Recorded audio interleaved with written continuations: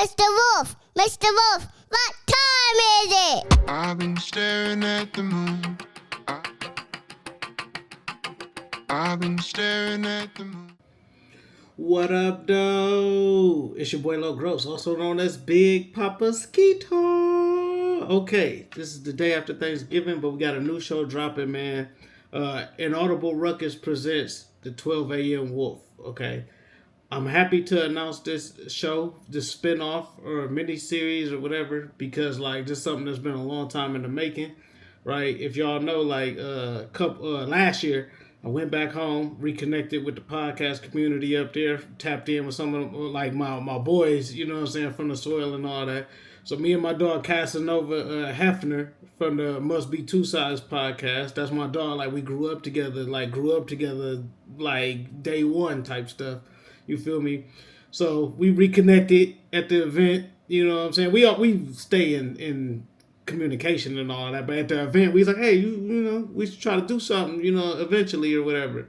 A year later, here we are. So this is 12 a.m. Wolf. This is the marketing and branding podcast that you didn't know that you needed. Okay. So myself, you know what I'm saying, grew up running around the streets, doing all different type of promotions, marketing, whatever, street marketing, all this and that. Worked the corporate lane.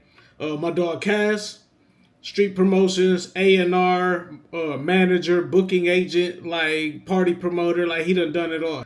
Between the two of us, let's combine forces and let's put together like our knowledge and information from the marketing and promotion scenes on both sides, you know what I'm saying, and come up with a show. So we're going to cover those themes, but we also going to do like little interviews here and there. This episode, we interviewing Flam Fever up out of Dayton. You know what I'm saying? Flamborghini Gallardo, man. You know what I'm saying? So we talking to him, sharing culture, talking about Detroit, talking about Dayton, talking about his album, Triple Gold, the Brian Alford story, the autobiography of Brian Alford. You know what I'm saying? So we talking about that. But it's just cool to see an idea come to fruition, man. Appreciate y'all for supporting us. Check out this episode, man, because like you ain't going to see chemistry like this like nowhere else. This is me and my day one brother. Locking back in so that we can bring content to y'all. You know what I'm saying? So I'm excited to announce this new addition to the Inaudiverse. Also, man, this episode is brought to you by Gage Dispensary. You feel me? They located on 8 Mile in Detroit, Michigan, on and Schaefer. You feel me? So if you go there, right basically at Freeland and 8 Mile, man, you go there. They're right there on the right-hand side, on the Detroit side of 8 Mile. But just want to give a quick shout out to Gage. They're one of our preliminary sponsors and what have you for 12 a.m. Wolf. You know what I'm saying? So all your premium, you know what I'm saying, products that you need, whether it be flour, whether it be oil, whether it be gummies, whatever it is, man, hit up Gage Dispensary in Detroit. You feel me? Over there on 8 Mile between Greenfield and Schaefer, man. Shout out to my dog Watt. We in here. 12 a.m. Wolf. How? Check it out.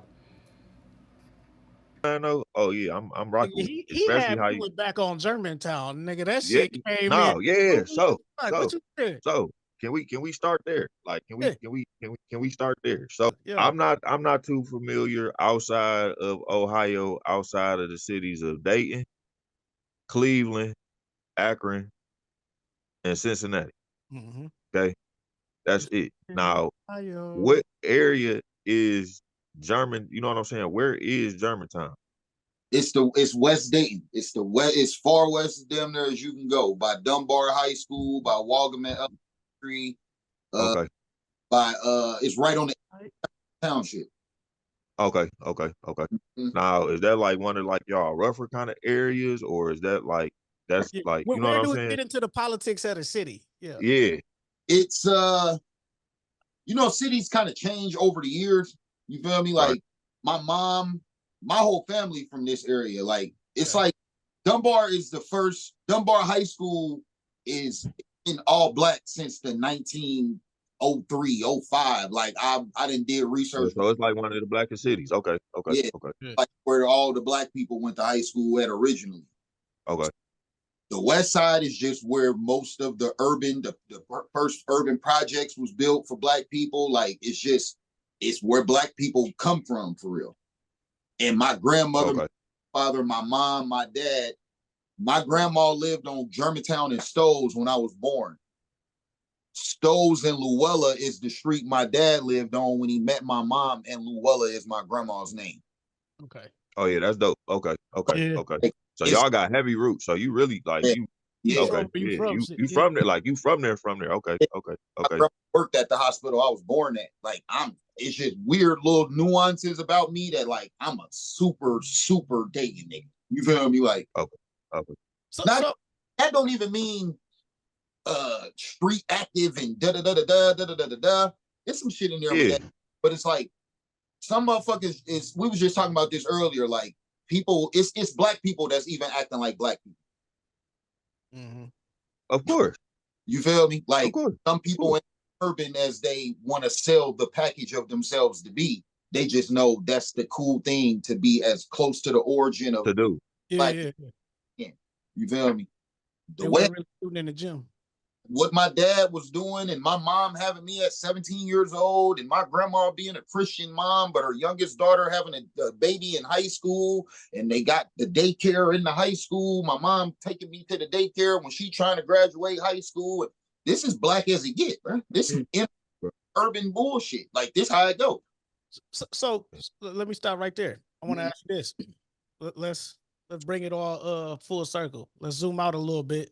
Yeah. With the current election and the results and all of that shit, right? You from a black Midwest city, same as us, right? We from the D. How do you see, you know what I'm saying, with the news, with Donald Trump winning and all that? How do you see it impacting your community? But then two, how does it impact your business? Because you know what I'm saying, we're gonna get into this too, but like all of the stuff that you do in your community from an entrepreneurial standpoint, how does all this impact you? Man, this shit fucked up for real because this is what I understand. It's kind of like the music industry. It's like, you know, it's made for you to not win. So now what do you do? Mm-hmm. Like, even if I looked at Kamala Harris and was like, she's perfect, she's gonna help us, and she's gonna da da da da da. Bro, do you think as many white people in this country, you think they was gonna let a black woman be the president? Yeah. Like you can cater a person that's running, like you can cater what they saying to your lifestyle, but when you know how the system's set up, if they don't even let that person win, you're never gonna win. So it's like, why are you even dreaming through this shit? Flam, vote or die. Vote or die. I can't vote and I'm alive. So let me, you know what I mean? Like, so let me ask you this, right? Mm-hmm. You being an artist, okay? What was your take on her going to get the Beyonce, the Glorillaz, and the Meg Thee Stallion for you know what I'm saying? For that, you know what I'm saying? Would you have? Let me ask, okay. Basically, would you have took that? Would you have took that Trump check if he would have asked you to? If you would came to date and you're like, look, okay, give me Flamborghini. I need him now. You gotta do something big for the kids. You gotta understand why they using you. You gotta understand who they're getting through your influence. Motherfuckers be looking at the money, and even the people giving you the money was more important than the money they got to give you is the influence I need you to have on these people that I wouldn't get without you. See, being a pawn like that, bro. Like people paid you to be a pawn.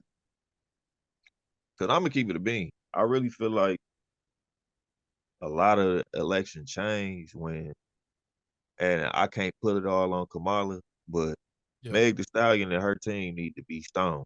Because what made you think to get up there on national TV and to twerk in front of them white people? Like, we gotta learn as a people, bro. Like, it's a time and a place for everything. You know what I'm saying? It's a time to be a nigga, and it's a time to be black. What? Yeah. So here's I'm with that. But to your point, Cass, and I'm gonna tie it into Flam's point. Sure. In Detroit, Donald Trump came to Detroit, paid Trick. Kamala came to Detroit, paid Eminem. Mm-hmm. Okay, we can easily be like, and I saw on the timeline they was trying to dog Trick out and all that. I know how the city worked, and tell me if I'm wrong, Cass. I feel like Detroit is a transactional type of city where it don't matter who, you know what I'm saying? Like you a custo, as long as the price right. You feel me? Right. Only thing we ain't serving to is pregnant women. You understand what I'm saying? Like anybody else, I don't give a fuck if we beefing. If the number right, nigga, Pull up. What's up? We doing it. Yeah, You feel we me? on it. Now, I say that to say, right? Because to the point about they got Meg and all of them, and they was on there popping coochie, doing all this snap, right? Right. I could be wrong, but my thinking is with somebody like a Trick and Eminem, they had a strategy. Say, okay, you cover two. You cover that side of the field. I cover this side of the field. We secure both bags, and we continue to do the work that we already doing for the Detroit community. That's my spook by the door thought process and knowing how the city work. Now, I could be wrong, but that's what I mean about if they gonna pay, take the money and I appreciate you get the fuck out of my face and go do what you've been doing with it. Now, getting Yeah. on stage, now if Trick was on there throwing, you know what I'm saying, throwing up the set, you know what I'm saying, Crip walking up around this and that, that's a whole nother story now, because now you're giving them our culture, you cooning for them, and you putting on the show and all of that shit. So, But bro, Yeah. like I said, this shit is about the influence. As much as motherfuckers want to make this shit about, man, I'm trying to take care of my family. I gotta feed my kids and da da da. Yeah, you gonna do that with the money they give you, but they're taking your whole demographic and you only feed in your house. yeah. You just And then your whole race and you only fed your house with the money. the next thing too is it's just like You is your feel integrity. Is your integrity for sale? You know what I'm saying? Like, is your integrity for sale? money shouldn't make a nigga do anything, bro. Like That part. True. That part. that, True. you gotta draw the line somewhere, bro. Like your ass shouldn't be for sale. That part. And So she that I got up there and sold her ass. You feel? man, let's say Unc just got out of jail, but I guess he never would because he went right back. Yeah. Can you talk about that a little bit more, or you know what I'm saying? My uncle was my grandparents' oldest child. My grandfather had one son and three daughters, and he was the oldest one. This your mom's brother? Yep. Okay. Okay. His name was Brian Alford, but his was Brian. My mom named me after him 3 years after he got locked up, and mine was Bryan. So my street nigga, he always wanted my mom to name me after him. So he always tell me like, I don't know why your mom named you after your uncle. He was in jail. I wasn't. Like you trying like I'm so bad. Shit, you named me after a motherfucker that was already locked up for a long time. Right. Yeah. That was funny. But then like he was just a like kind of like a daredevil, bro. Like this nigga used to just do. He was the type of motherfucker that you never knew what he was gonna do. And I'm just hearing this from stories. Like my grandma said, he would like sneak out the house by himself when he was like 4 years old. This nigga was a teenager. Used to steal people dogs out their backyard. Still like he's on some whatever into. He was into that shit. Yeah. And eventually, told my grandma when he was a little kid, when he grew up, he was gonna rob a bank. And that nigga did 16 years for robbing banks and then got out and did it again and went back. And he's been in there ever since I was like 13 years old. Yeah. He was before I was born till I was 13, got out for a year and been locked up since I was 14 to I'm 37. So let me ask you this, because Cass know, as niggas who's real tight with their uncles and that influence, how much of an influence, you know what I'm saying, or like how much of a relationship like have you and your uncle had, especially, and I say that because the actual like interacting with him, but then also from the stories and stuff of people telling you about him and all of that. How much has that impacted like who you are? None, like consciously, like whatever about me is like him, it's just like him. It ain't influence or from me idolizing the stories, because this shit crashing out for real. Like these really like, wow, I want to be like you. You feel me? Like, family is family. Whatever genetics I got in me that's just similar to how his personality or way he dreamed or whatever it was, maybe that. But these stories is kind of like, I feel like all my male influences in my life were examples of what not to be. That's usually how it is, come from where we come from. I was about to say that is normally how it go. Yeah. So okay. Them niggas in the 80s, it was a weird time for niggas. Like they was having too much fun when you look back at it. They was having too much fun. Too much fun. They thought the world was gonna end in 1990. Like, yeah. So let me ask this: like, is it ever been like a scenario to where it's like your uncle's name kind of got you out of situation, type situation? Like, oh, you know that's okay, nah. okay. Nah. See, the thing I got in common with him is like there are certain people that like when they call you to rescue them from being in trouble, when you get there, you'll be like, how the fuck you get all the way up here? Yeah. Okay. Like, what kind of are you calling for me to help you get out of? Like, I was a very creative fuck up. Like, my fuck ups would be like, how you do that? Like, yeah. So like, that's where I'm just kind of like him. Like, you can't tell me shit. Like, once I think what I think, that's what I'm gonna do. Yeah. I guess we all got that. Problem because Lord tell you know what I'm saying. That's been my problem my whole life. Cass do what he wanted. Like, Cass do what he wanted to do. Some motherfuckers strong minded like that. Like, once lined up, or you just a leader. Like, and when a leader, all a leader got is some motherfuckers behind him. They don't really got nobody in front of them. Right. Yeah. So shit, whether motherfuckers is following them or not, they making up. Don't do what they do. Only they don't do. You feel me? Yeah. Everybody's starting to realize like, she was trying to take this money. We gotta do something else. But that's why I'm turning up in my lane, because I got little nephews and nieces and shit that need that continuation. You feel me? Like we got daughters and we got kids. You know what I'm saying? We got to turn it up for them to keep that shit going, bro. No matter who the president is, no matter what the OGs did, no matter what, it's our turn with the baton now. So we got to push that as far as we can go. Way to what I was saying, like that's why I'm glad I got hip to Detroit music when I did, bro, because like I said, they taught me how to talk like this. And when you look at the presidential election and then you look at the mentality of a Detroit nigga, what the fuck is, what can I let stop my hustle? Ain't nothing gonna stop what I'm got going on no way. So it's like that type shit it ain't irrelevant to the world, but shit, when you think like that, it's irrelevant to you. You know? My mama told me coming up, Flam. And Cass know this shit because she was the female Furious Styles. My mama was standing on the porch and be preaching to us, but she said, "You better not never come in this house and tell me what the white man won't let you do." She said that shit to me. She said that. She said, "You better not never." She said that to all of us. She's like, "You better not come in here and talk about, oh, they won't let me do this, or the man this, or they got their foot on my neck." She said, "This is your world too. Take up space. You could be anything you want, but you can't be weak." And she told us early too, y'all better use that internet because y'all got a whole nother platform to get information that we had to go to libraries to go get. I'll never forget that time. Like, real.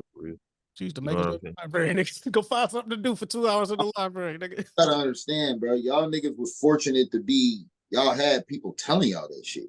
Yeah. On top of y'all already being, like I said, y'all got a different business mind, a different approach to just hustling, period. Where I come from, bro, I'm from, like you said, we all from that generation. We seen the first color screen cell phones. We had phones that didn't have no. We had buttons on them. Yeah. We seen the we had to have college emails to get on Facebook. Like we are. Oh, for sure. I remember. These motherfuckers now were born with cell phones in their pocket. Mm-hmm. Yeah. Like we're from a different time, bro. Like your mom saying, get on the internet, man. But how many black people had computers in their house back then? Yeah. Had to let alone you had Comcast instead of dial up. Yeah. You know what black people used to say? You ain't tying up my phone line with that bullshit. That part. Well, we had another phone line, so I had to have two phone lines. I have my own phone, so I told somebody this the other day. It ain't that many black people with enough money to show love like that, bro. Yeah, and then this next thing, I'm glad you just said that too. And we gotta stop thinking as people, like just because I'm black and rich don't mean y'all black and rich. I'm not obligated with my funds to bless y'all when I got my own family to bless at the end. Yeah. You know what I'm saying? Like, and that's one thing I wish we would take out of our go ahead, man. Like poverty crazy. I said motherfuckers be thinking once a black person get rich that they're entitled to take the race out of poverty. Yeah. Like no. You gotta put your life vest on first before you could put everybody else. That's when we were saying earlier when I was like getting the money and all that. You can help your community, but you gotta take care and make sure that your people set your people up first. Then when you got the extras in this and that, it's like, all right, now what cause can I go out here and support, or who can I invest in? Niggas be mad at you for being smart enough to know not who to help. Yep. That part. You ain't gonna do nothing with this 10,000. You gonna go burn this bitch and be right back here next week. Talk something. Let me get 10 more. Like nah. Like, but not only just that, you gotta also we have to learn how to that loyal word ain't supposed to have us out here looking stupid. Right. Either. You know what I'm saying? But just thing too, certain stereotypes apply to the same race of who it applies to as well. Yeah. True. What a True nigga that. to you, he'll do it to a nigga too. So you gotta watch out for a nigga like you ain't even a nigga. You feel me? All skin folk ain't your kin folk. Ain't No. your kinfolk. Yeah, Yeah. for sure. So So let me ask. yeah, go Oh, ahead. go ahead. No, go. So let me ask you this. So when did you write your first? So when did you finally say, "All right, I'm gonna be a rap"? Like, what show? Do you have your first song you ever recorded? Like, can you still get a hold of that? Or Nah, because it was so long ago, bro. Like I wrote my first rap when I was like 7 or 8 years old. I think I was probably like 7 because we still lived in my mom's first apartment. And I think we moved out of there when I was like 8 or 9. So like 7 years old. And I ain't gonna lie, like I knew how to draw.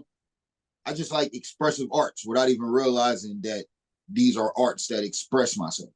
So like loving hip hop and liking music, I tried to write a rap one day. And I rapped it for my mom. She had me rap it for a friend. And it didn't really dawn on me like, damn, you were rapping. It was just like, and you was performing. Right. So like I didn't really realize like, okay. So like I never wrote another one until I was like in the 4th grade. And then I said it in front of the classroom, I think. Like I did it for like a poem or some shit. Okay. So didn't write enough. Then I started writing down like songs like my mom that I like from hearing them on the radio. Like if I record off the radio, I rewind it until I got the words written down because I feel cool knowing all the words. Yeah. Like so wait, let's go. So wait, let's go back to 4th grade. Mm-hmm. What was that your first standing ovation from your peers that was like, I can do this? Like, was that like your first? Because I'm just trying to paint the picture and get an origin of how we got from, you know what I'm saying? Do you think that applauding? Like, do you think that 4th grade or was it you know what I'm saying? Like, what was your moment? Because, you know, you hear people say it all the time. Like, I started, you know, everybody start off young, you know what I'm saying? 7, 8. I performed it for my mama. Mama had me do it for the family. I'm gonna tell you, like, I did my first radio commercial in 7th grade, and the reaction I got at school made me want to do radio from there. Yeah, you see what I'm saying? So, like, what was your point to where it was just like, yo, people's like, even the, like, put like this, what were the girls like? Ooh, Flam, I like your raps. Yeah, that was 9th grade. See, okay. I always loved music, and I always like tried to. I used to write raps in my TI-83. Damn. Okay. Remember the calculator? Yeah, the calculator. Yeah. So like, I wrote raps more and more as I got closer to 9th grade, but I never like considered myself a rapper. Like I just kind of looked at that like drawing. Mm-hmm. Like I thought I could be a basketball player before I could be a rapper. We all did. And I felt when my basketball dream got taken away, that's when I really realized that I got to find something else to do. Because I wanted to be like Michael Jordan, bro, and I didn't think you could be like Michael Jordan any other way but play basketball. Yeah. He showed me you could be like Michael Jordan and don't play basketball. That's when my whole life changed. That shit. But nigga, when I ain't gonna lie, got fucked up. It's 7th grade. We have an open gym in gym class the first day of tryouts. The gym teacher say, "Go get dressed." I shoot one more shot, pull my groin. Damn. The first day of tryouts. So I'm so naive. I'm a little kid. I want to play so bad. I miss like 1 or 2 days of school. I come back. I'm in gym class, sitting in my spot, waiting on the gym teacher to take attendance. The basketball coach walks through the gym. I'm like, excuse me. I got hurt. I still want to try out for the team though. Like, can I come do like a private trial for you after school today? She like, nah, you got to come next year. Damn. Kept walking. I'm crying, sitting in my spot in the gym floor. Like, that's how bad I wanted to play basketball. I tried year, I got cut, and then I started rapping the next year. Okay. But like I've been rapping. The talent was there though. Yeah. Huh?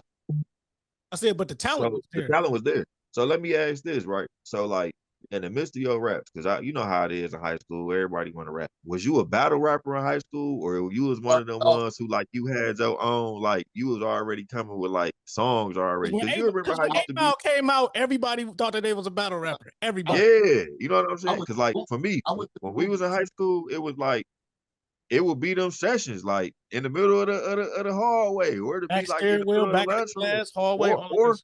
or you waited for after school when your favorite two from the school was about to. So you know what I'm saying? Was you like a battle rapper, or was like you already like you know what I'm saying? You already had full songs already done.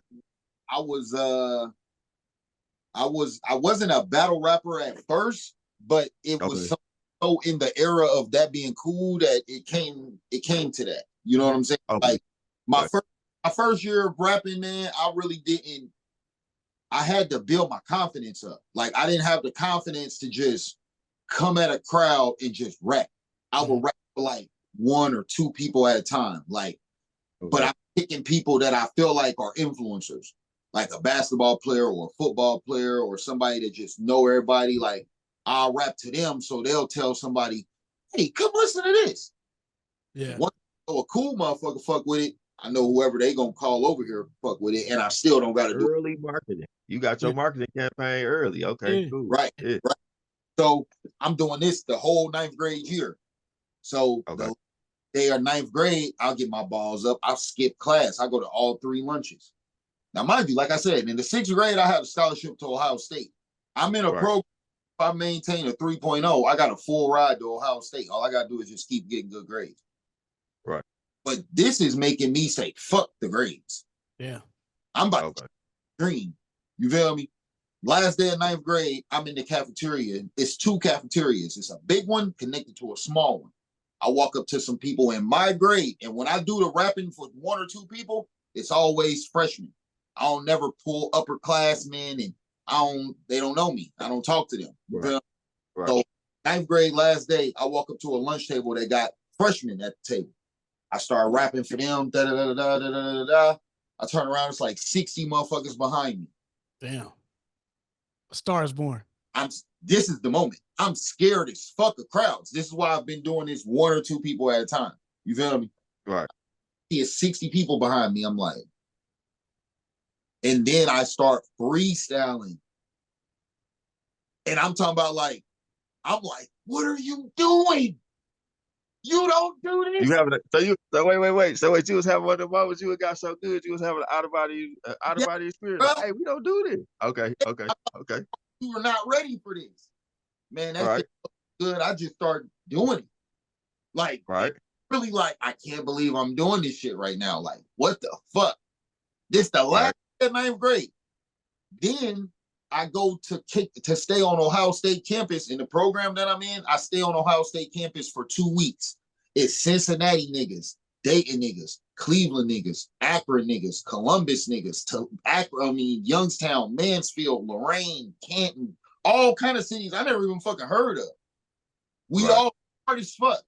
This the first time on some Nike ABCD camp. I'm out of town comparing myself rapping to other niggas rapping out of town. Yeah.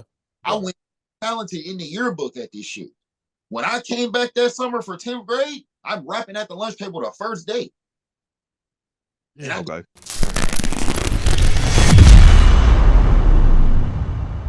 Wolf, what time is it? I've been staring at the moon.